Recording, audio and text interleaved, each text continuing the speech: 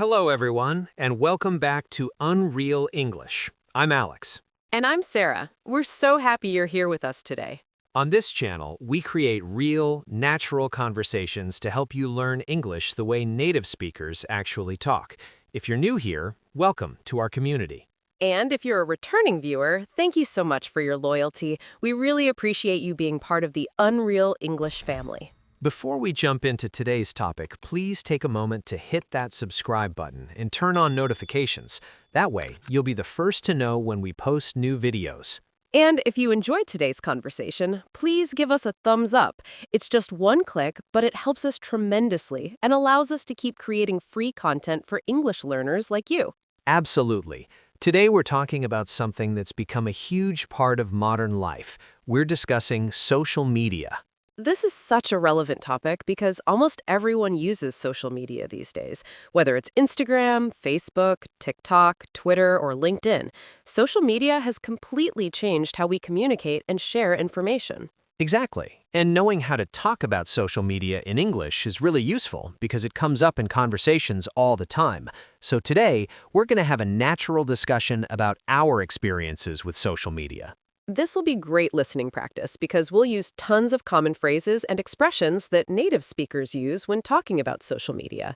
So just relax, listen, and absorb the language naturally. So Sarah, I have to ask you something. How many social media platforms are you actually active on? Oh, that's a good question. Let me think. I'm on Instagram, Facebook, LinkedIn, and I occasionally check Twitter, so about 4 platforms regularly. 4? That seems like a lot to keep up with. How do you manage to stay active on all of them? Honestly, it can be exhausting sometimes. Each platform has a different purpose for me. Instagram is more personal, I share photos and keep up with friends. LinkedIn is for professional networking.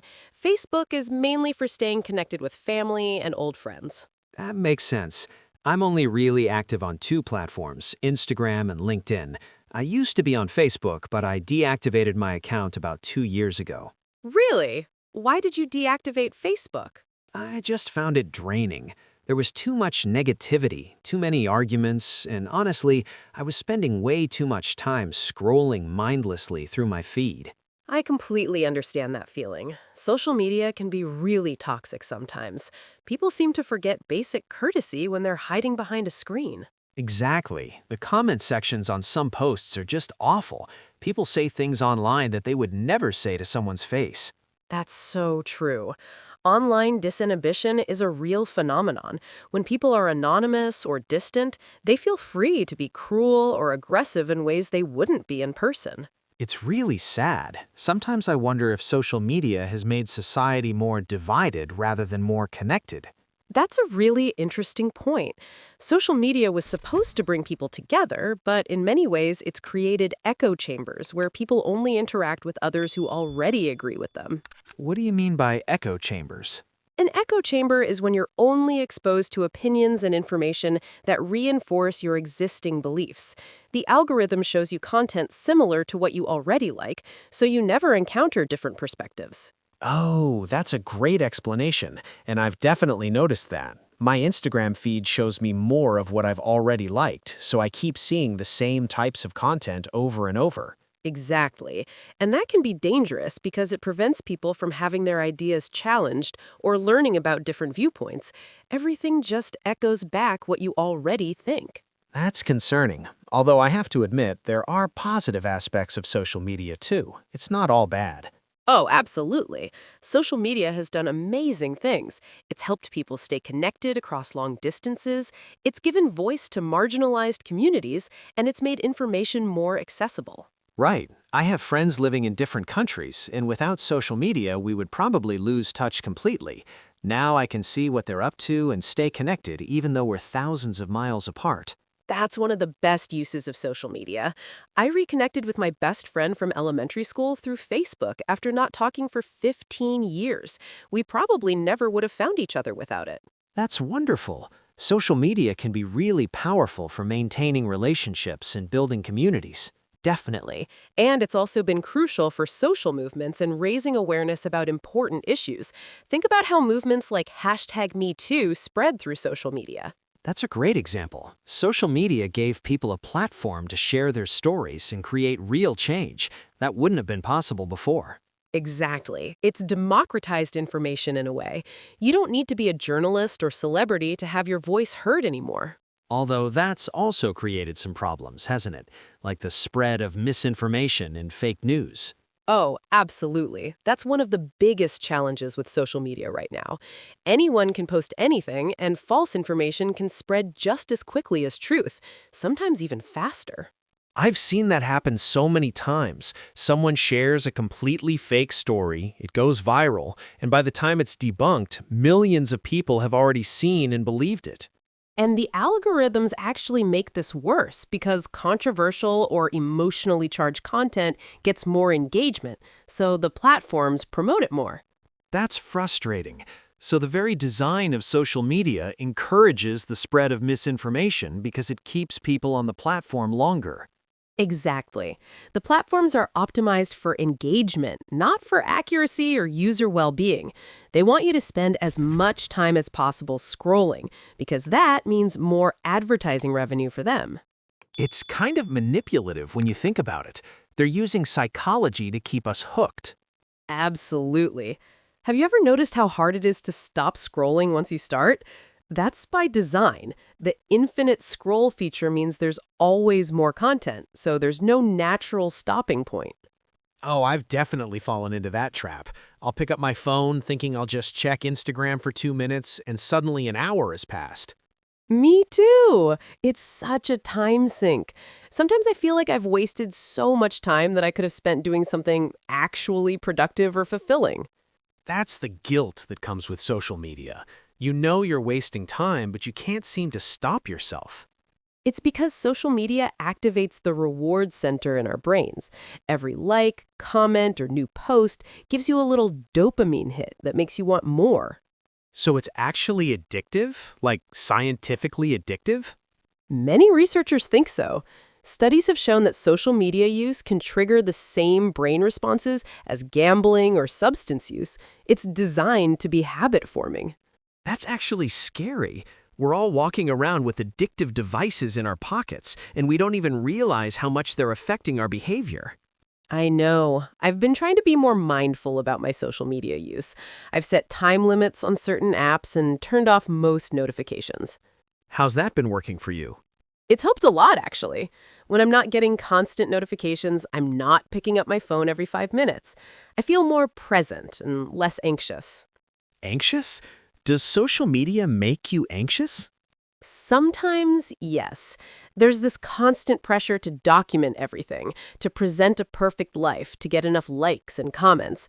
It can be really stressful. I hadn't thought about it that way. But you're right. There is this pressure to curate your life for social media instead of just living it. Exactly. People spend more time taking the perfect photo for Instagram than actually enjoying the moment. It's like they're experiencing life through their phone screen. I'm definitely guilty of that. I've been at beautiful places where I spent more time trying to get the perfect shot than actually appreciating where I was. We all do it. Social media has changed our relationship with experiences. Everything becomes content. That's a really profound observation. Let's talk about influencers for a minute. What do you think about influencer culture? Oh, that's a whole can of worms. On one hand, I think it's amazing that regular people can build careers by creating content they're passionate about. On the other hand, influencer culture has created some pretty toxic behaviors. Like what? Well, there's the constant promotion of products and the blurred lines between genuine recommendations and paid advertisements. You can never be sure if someone actually loves a product or if they're just being paid to promote it. That's true. I've definitely bought things because an influencer I follow recommended them, only to be disappointed when the product wasn't nearly as good as they made it seem. Exactly. And there's also the unrealistic lifestyle that many influencers portray. They show this perfect, glamorous life that's usually not authentic or sustainable. Right. And young people especially compare themselves to these influencers and feel inadequate because their own lives don't measure up. The comparison trap is so real. Studies have shown that excessive social media use is linked to increased rates of depression and anxiety, especially among teenagers. That's really concerning. Social media was supposed to connect us, but instead it's making people feel more isolated and inadequate. It's a complex issue. I don't think social media itself is evil, but the way we use it and the way it's designed can definitely have negative effects. So what's the solution? Should people just quit social media altogether? Some people do choose to go completely offline, and that works for them, but I don't think that's necessary for everyone. I think it's about using social media intentionally and setting healthy boundaries. What do you mean by using it intentionally? Like, instead of mindlessly scrolling, being deliberate about why you're on social media and what you want to get from it. Follow accounts that inspire you or teach you something. Unfollow accounts that make you feel bad about yourself. That's good advice. I should probably do an audit of who I'm following. There are definitely some accounts that don't add value to my life. You should. Curating your feed to be positive and meaningful can make a huge difference in your social media experience. What about posting? Do you think carefully about what you share on social media? I try to. I used to post everything: what I ate for breakfast, where I was going, random thoughts throughout the day. Now I'm more selective. Why the change? Partly for privacy reasons. I realized I was sharing way too much personal information publicly. But also, I started questioning why I was posting certain things. Was it because I genuinely wanted to share, or was it for validation through likes and comments? That's a really honest reflection. I think a lot of people post for validation without even realizing it. Absolutely. We've all been conditioned to seek that external validation. When you post something and it doesn't get many likes, it actually feels bad, even though rationally you know that likes don't matter. I've definitely experienced that. It's embarrassing to admit, but I've deleted posts before because they didn't get enough engagement. You're not alone. So many people do that. It shows how much social media has affected our self-esteem and self-worth. It's kind of sad when you think about it. We're letting our mood be determined by what strangers on the internet think of our photos. It really is. That's why I think digital detoxes can be really healthy. Just taking a break from social media for a few days or weeks to reset your relationship with it. Have you ever done a digital detox? I have, actually. Last summer, I took a full month off from all social media. I deleted the apps from my phone and just disconnected. Wow, a whole month. How was that experience? It was incredible. The first few days were hard. I kept reaching for my phone out of habit, but after a week, I stopped thinking about it. I felt so much more present, creative, and relaxed. That sounds amazing. Did you go back to social media after the month was over? I did, but with a completely different approach. I'm much more conscious now about when and why I'm using it. I don't have the apps on my phone anymore. I only check social media on my computer a few times a week. That's impressive. I should probably try something like that. I think I'm more dependent on social media than I'd like to admit. Most of us are. It's become so normalized that we don't even question it. But stepping back and evaluating your relationship with social media is really valuable. Let's talk about different platforms for a moment. Do you think different social media sites have different vibes or cultures? Oh, absolutely. Each platform has its own unique culture and demographic. Instagram is very visual and aesthetic focused. Twitter is more about quick thoughts and conversations. TikTok is all about short-form video content and trends. What about LinkedIn? That's so different from other social media. LinkedIn is interesting because it's professional social media. But honestly, it's been getting more casual and personal lately. People share a lot of motivational content and personal stories now, not just job updates. I've noticed that too. Sometimes LinkedIn feels like Facebook, but with everyone pretending to be professional and inspirational. That's hilarious, but accurate. There's definitely a performative aspect to LinkedIn. Everyone's sharing their success stories and career wins, but rarely their struggles or failures. Right, it's like the professional version of the highlight reel problem that exists on all social media. Exactly. No one's posting about being rejected from a job or struggling at work, so it creates this false impression that everyone's career is perfect except yours. Social media really does show us a distorted version of reality across the board, doesn't it? It absolutely does. That's why media literacy is so important. People need to understand that what they see on social media is curated, filtered, and often not representative of real life. That's especially important for young people who are growing up with social media as their normal. Definitely. I worry about kids who are forming their identities and self-concepts through social media. They're growing up thinking that likes and followers equal worth. That's a scary thought. Do you think there should be age restrictions on social media? That's a tough question. Many platforms already have a minimum age requirement of 13, but it's not really enforced. Kids just lie about their age. And even if it were enforced, 13 still seems pretty young to be dealing with all the pressures of social media. I agree. Some experts argue that social media use should be restricted at least 16 or 18, similar to driving or voting. That would be controversial, but maybe necessary. Although, I'm not sure how you would actually enforce something like that. It's a difficult problem. You can't put the genie back in the bottle. Social media exists, and young people are going to find ways to access it. So maybe the answer is better education about healthy social media use, rather than trying to restrict access. I think that's part of it. Schools should teach digital literacy and critical thinking skills so kids can navigate social media more safely. Along with teaching them about privacy, online safety, and the psychological effects of social media. Exactly. Knowledge is power. If young people understand how these platforms work and how they're designed to be addictive, they can make more informed choices. That's a really balanced approach, not demonizing social media, but not pretending it's harmless either. Right, because social media isn't going anywhere. It's become embedded in our culture and economy. The question is how we can use it in healthier ways. Well, on that note, let's talk about some positive ways people are using social media. What are some examples you've seen? Oh, there are so many. I follow several accounts that share educational content, science, history, language learning. Social media can be a great tool for learning if you use it that way. That's true. I've learned so much from YouTube tutorials and Instagram infographics about topics I'm interested in.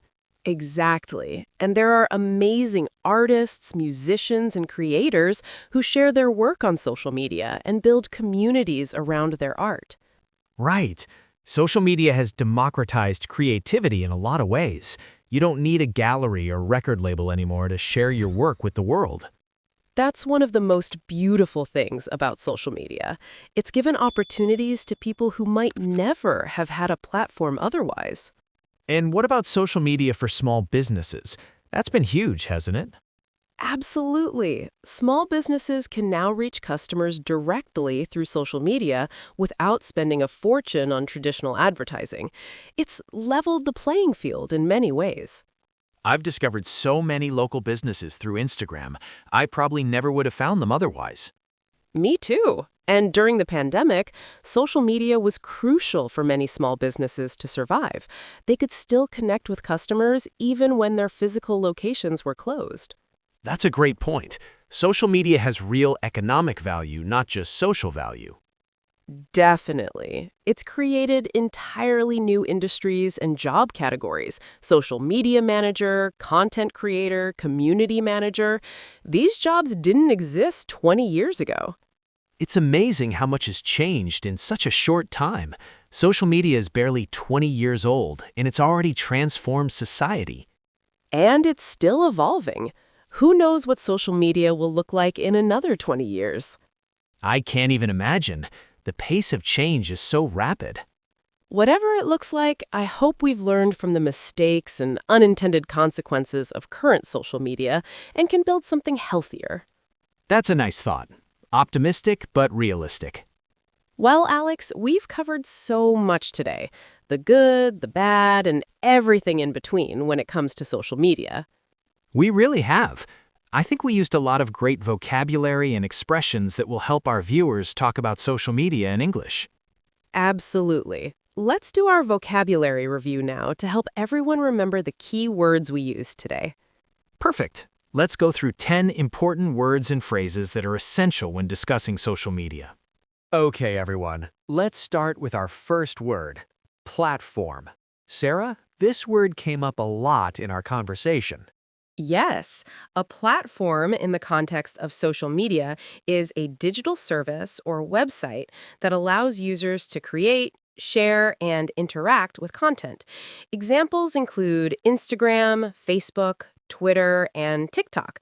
For example, I'm active on several social media platforms, or which platform do you prefer for sharing photos? The word emphasizes that these are spaces where people gather and communicate. Perfect explanation.